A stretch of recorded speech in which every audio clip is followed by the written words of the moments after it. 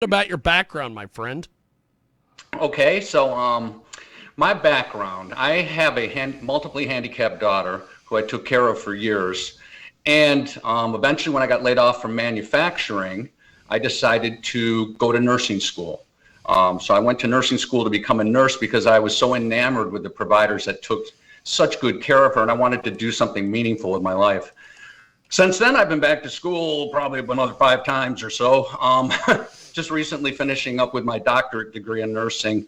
And when I got done with this degree, I thought, what is the best way to get information to the American people that they don't know is going on in the American healthcare system? Like, why do you get the insurance company letter denial? Why does your prescription cost so much? There's plenty of things going on behind the scenes, and I thought the best way to do that would be to write this book, How to Avoid Being a Victim of the American Healthcare System, a Patient's Handbook for Survival. So that's what I did, and it's been getting a lot of great response. That's awesome. That's awesome. So, with this book, what do you want readers to take away from your writing of this book?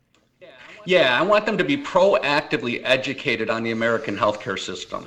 So the American healthcare system, if you don't know what you're doing, you can get hurt pretty badly in the American healthcare system. I'm sure your listeners and probably yourself have known people that's occurred and happened to. And prior to COVID, it was medical errors were the third leading cause of death. Not a lot of people know that.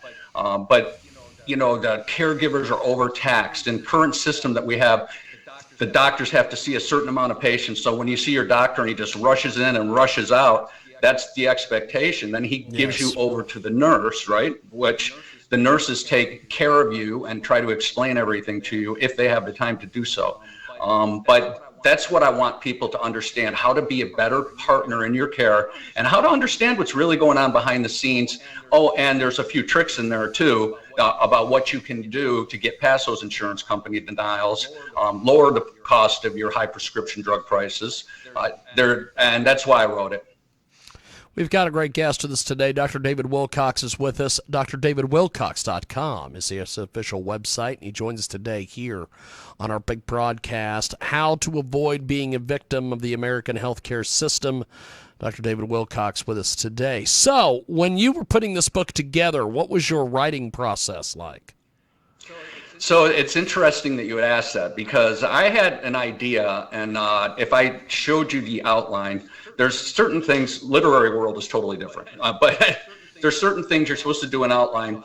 So I would do an outline, and then I would get to a chapter on something, and I would say, oh my God, I really need to cover this. Like I covered genetic information. I wasn't planning on doing that, but when I got to the point of that chapter, I said, oh, I really need to tell people what happens with their genetic information when they spit in the tube, or ancestry.com. Yeah. And so involved, Jiggy. It was like one piece and then another, and I just, and so that sheet is a mess. That outline sheet is a mess. Well, I'll tell you, you have written quite the book here. We have got Dr. David Wilcox with us today. So where do you see this book going? What are some of your goals for this book? Yeah, so I want people to be educated. I want them to understand when they go to the hospital that if they're going to get hurt, it's going to probably center around medications, which is very confusing to begin with because there's 3 different names for Tylenol, depending on what form you're getting. If you're getting a brand name, a generic name, or the IV drip of Tylenol, there's 3 different names for it. So that's the first thing. So if you're sitting in a hospital and somebody rushes in to give you a bunch of pills, you ask them, hey, what are these pills for? What I don't recognize, this isn't one I usually take at home. And you ask those questions before you ever take a pill. Don't take one because somebody's in a hurry. Ask the question. So there's a lot of good tidbits of information to proactively educate yourself to make sure you don't have a problem in the hospital. That's awesome. We have got Dr. David Wilcox with us today. He joins us live here on our big broadcast. And so this book, incredibly well written. What do you want readers to take away from the writing of this book? I'm sharing personal stories of things that I saw happen within my own family, things that I saw that weren't great outcomes at the hospital. I talk in one part about a woman who was talking in the grocery store was going to get a procedure done by one of the crappiest doctors in the hospital who didn't have good outcomes. And I was saying, man, do I say something to her or not? And sure enough, she comes right down the aisle in front of me. And I tell her, I said, look, I can't tell you who I am, but you don't want that procedure done by that doctor. You want to go to somebody else within the group. And I said, I work at the hospital. That's all I can say. And she just stared at me for a second, and she said, well, thank you. And so when I did see her, she was under the care of another doctor. But if I was prepping her, Jiggy, for that procedure, that would have been totally inappropriate for me to tell her, even though I knew it, right? So, because I could lose my job, which in a situation like that, I don't know, ethically, maybe the best thing to do is lose your job. But yeah, you know what I'm saying? That it's that kind of information. So I talk about researching doctors. You can do that. In fact, I've got a tool. I've got a new website that is drdavidhelps.com. And if you sign up for the email list and get my updates, I will give you a tool that gives you one-click access to a lot of the stuff that we're talking about right here. How to tell your hospital's quality rating, how to tell the reviews on your doctor, even price transparency tools, which is pretty new. And it's just one-click access. You can get to GoodRx from there or Mark Cuban's online pharmacy. Not a lot of people know about the work that Mark Cuban's doing from Shark Tank, but he's lowering generic prices for medications to about the cost and 15% more. One of the things that I find so amazing about the healthcare system, especially in the United States, is that it has always been it's a great healthcare system. It's fantastic, but it's also profit driven. Yes. And it's completely different than any of the other healthcare systems all over the globe. How did we get to the point that it was so profit driven? Well, I think in our American healthcare system, which you're right, is one of the best, even though we have the lowest quality outcomes of the 17 industrialized nations and pay almost 20% of every dollar for healthcare, which is really absurd. Just amazing. It's 1/5 of the economy right now, soon to be 1/4, and people don't want to fix it. So a lot of it, I believe, deals in the political structure. So everybody talks about, I'm going to go in there, I'm going to lower insulin prices, I'm going to do this, I'm going to make insurance companies more transparent, and then they get into office and it's crickets because their campaign contributions are being funded by the pharmaceutical companies, by the insurance companies, and they're getting an excellent return on investment. Yes. They don't want you to know what's going on. They don't want you to know what your procedure is going to cost, right? So it's interesting. There was, on January 1st of this year, they put a price transparency rule in effect where hospitals would have to list their common procedures and how much they cost in a customer-friendly format. 14% of the hospitals have done so. They just recently started finding hospitals that weren't doing so, but they've been slow to action on it because the hospital doesn't want you to know that if Jiggy's going to get his knee done at the hospital, it's going to cost you about, in my area, because I researched it, it's going to cost you about $12,000. And if you go to an ambulatory surgical center, it's going to cost you about $8,000. Oh, and by the way, the ambulatory surgical center has better quality outcomes and you go home the same day. So they don't want you to know that kind of stuff because why wouldn't you go to the ambulatory surgical center, right? That's right. That's why healthcare needs disruptors. They need my book. They need other disruptors to be able to say, here's what you can do to make an informed decision. Another thing I'll follow go ahead, up my with friend. you, Go ahead. Yes. Okay. So on 7/1, while everybody was getting ready to barbecue, right? There was a transparency and coverage rule that went into effect for insurance companies, and the insurance companies are now supposed to list what it's going to cost you in and out of pocket on websites. And of course, if they're anything like what the hospitals are doing, that's pretty much, you're never going to see it in a customer-friendly format. It's there, I have an example of it in my book that I researched, and it's just medical coding. I, as a doctor prepared nurse, could not make heads or tails of it. I would need to get somebody who was a coder to be able to tell me and, look at the price and the cost and sum it all up for me. Absolutely amazing. We've got a great guest with us today. He joins us live here on our big broadcast. So that is one of the things, and you bring this up, and I talk about this all the time when it comes to the healthcare system. They control a lot of the campaigns.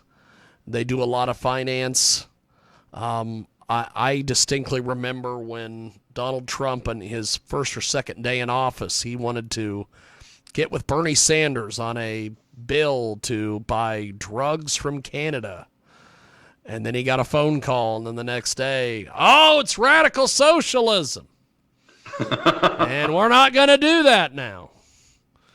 And I've always held firm that the pharmaceutical industry called him on the phone, or called someone on the phone, and then he amazingly backed off. Yep. The thing that I've always tried to figure out with the healthcare system is that if the goal is to make money, why not make all the money? So why not do that where you're outsourcing your drugs from Canada, and then you get them cheap, you sell them even cheaper, and then instead of making a little bit of money, you make a ton of money because you're selling them cheaper. Yeah, so that's not going to happen, and I can tell you why. So a little known fact about Medicare is that there is a non-competition clause in it that will not allow the Secretary for the Department of Health and Human Services to negotiate drug prices for Medicare. It's estimated that it's costing Americans $11 billion a year. $11 billion in pharmaceutical profit, because they're not allowed to do what they do with Medicaid. With Medicaid, they can negotiate drug prices down. So it's a shell game. Just recently, there was a bill was passed by the House of Representatives, and it went to the Senate to give people with insurance insulin for no more than $35 a vial, and they voted it down. They voted it down because insulin, if you have to have a life-saving drug in this country, you're going to pay. That's the way it is. If you get bad cancer and you're going to get chemo, they know that you've got to pay the cost. Meanwhile, your insurance company will deny it. A pharmacy benefit manager that sits between the pharmaceutical company and the insurance company will say on their behalf, no, you can't have that chemo. You have to try this chemo because it's more cost effective. So they step right in between the patient and the provider or the doctor, and interfere in the care with little to no medical training. And that's a model that we allow to continue in this country. So there's some tricks also with the price transparency and the one pager I'm going to give you when you sign up at drdavidhelps.com that will help you get around some of that.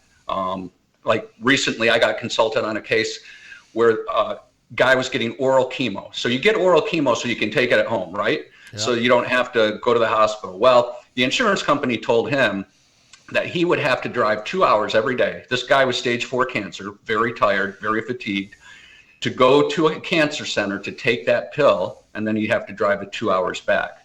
So a little known fact is that his oncologist can call that insurance company's medical director, and they can do a peer-to-peer review, which means they wipe out all these pharmacy benefit managers, all the people that are interfering in this decision that are looking for profits, and he's able to state his case to the medical director of the insurance company. And whatever the two of them decide, that's what everybody else has to do.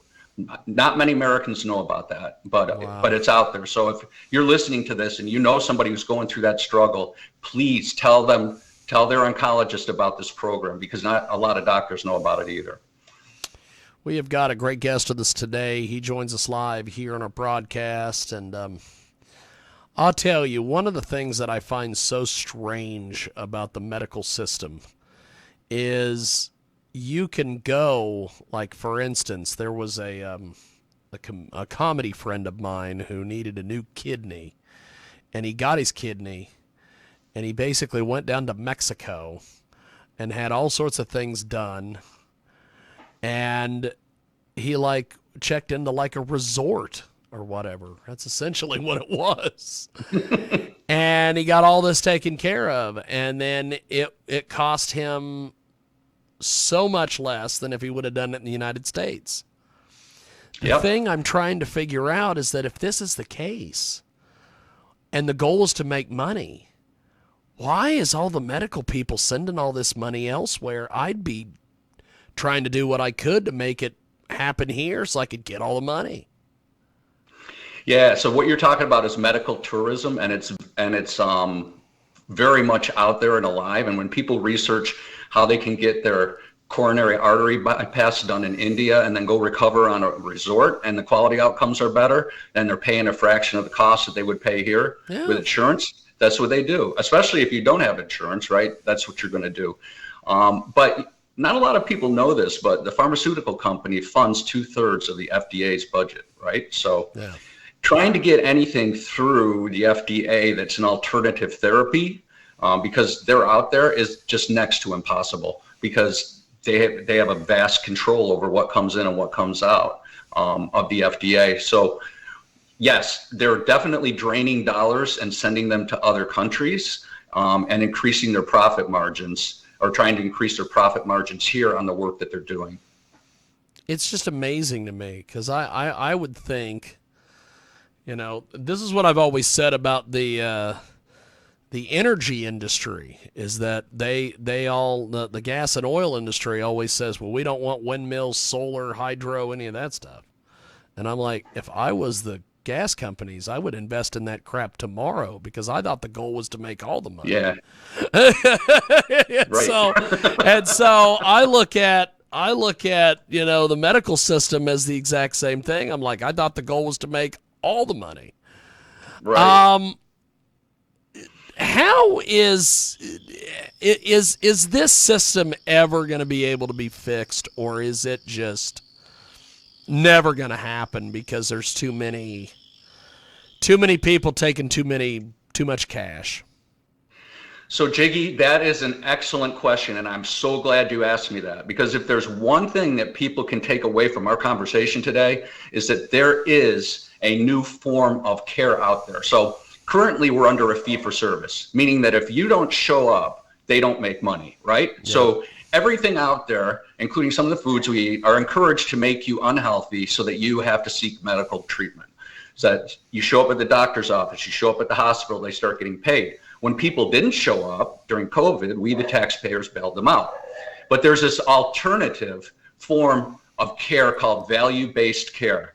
And value-based care basically works, it's administered by accountable care organizations, which is a fancy name to say a bunch of doctors who share the profit.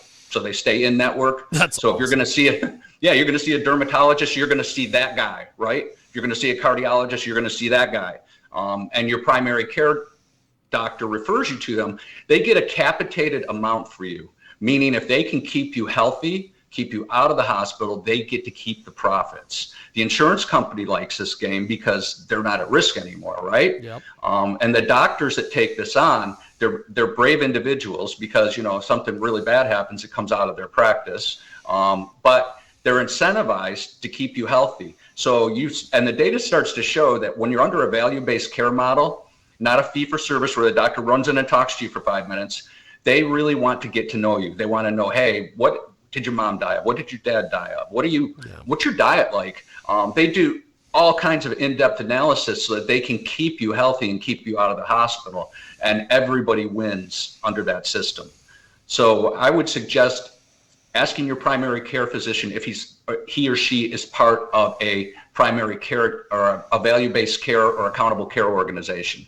If not, ask for a referral to go to a doctor who is. You're going to get so much better care, and there's going to be people with skin in the game. And I talk about that a lot in my book, about how they're turning things around. So when we were bailing all the fee-for-service hospitals out and the doctors out during COVID, these guys made $4.1 billion because they were getting a capitated amount. It didn't matter if you showed up or not. Ton of money. Right. So you talk about making all the money and keeping people healthy. That's the model that's going to fly in America.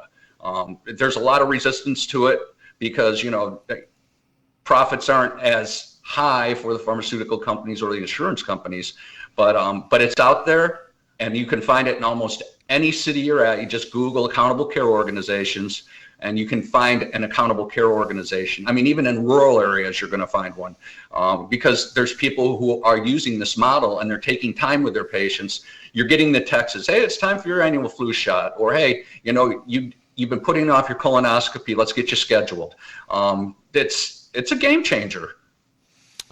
Well, you are fantastic. I definitely have to do this again. You are amazing. In fact, I'm going to have you get in touch with me if you've got.